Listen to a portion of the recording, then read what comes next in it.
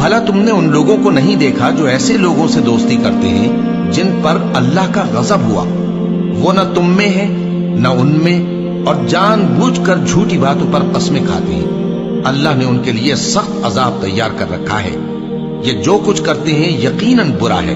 انہوں نے اپنی قسموں کو ڈھال بنا لیا ہے اور لوگوں کو اللہ کے رستے سے روک دیا ہے، سو ان کے لیے ذلت کا عذاب ہے۔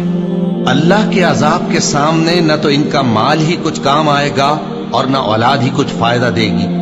یہ لوگ اہل دوزخ ہیں، اس میں ہمیشہ جلتے رہیں گے۔ جس دن اللہ ان سب کو جلا اٹھائے گا تو جس طرح تمہارے سامنے قسمیں کھاتے ہیں اسی طرح اس کے سامنے بھی قسمیں کھائیں گے، اور خیال کریں گے کہ ایسا کرنے سے کام چل جائے گا۔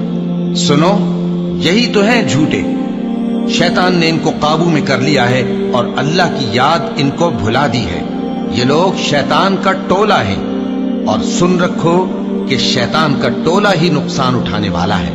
جو لوگ اللہ اور اس کے رسول صلی اللہ علیہ وآلہ وسلم کی مخالفت کرتے ہیں وہ نہایت ذلیل ہوں گے۔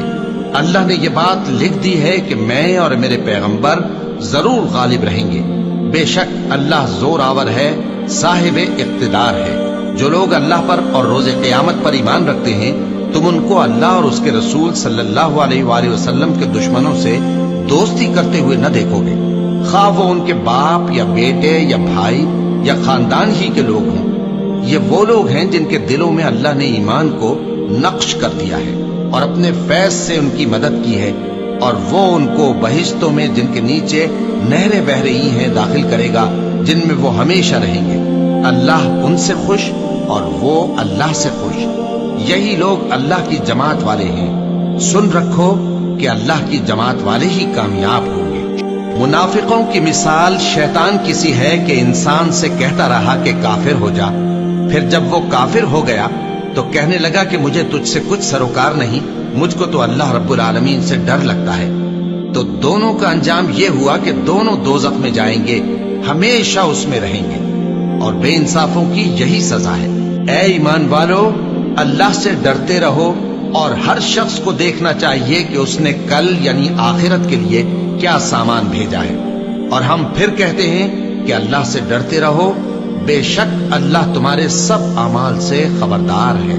اور ان لوگوں جیسے نہ ہو جانا جنہوں نے اللہ کو بھلا دیا تو اللہ نے انہیں ایسا کر دیا کہ وہ خود اپنے آپ کو بھول گئے۔ یہی لوگ ہیں نافرمان۔ اہل دوزخ اور اہل بہشت برابر نہیں، اہل بہشت ہی کامیابی حاصل کرنے والے ہیں۔ اگر ہم یہ قرآن کسی پہاڑ پر نازل کرتے تو تم اس کو دیکھتے کہ اللہ کے خوف سے دبا اور پھٹا جاتا ہے، اور یہ مثالیں ہم لوگوں کے لیے بیان کرتے ہیں، تو تم اپنے پروردگار کی کون کون سی نعمت کو جھٹلاؤ گے؟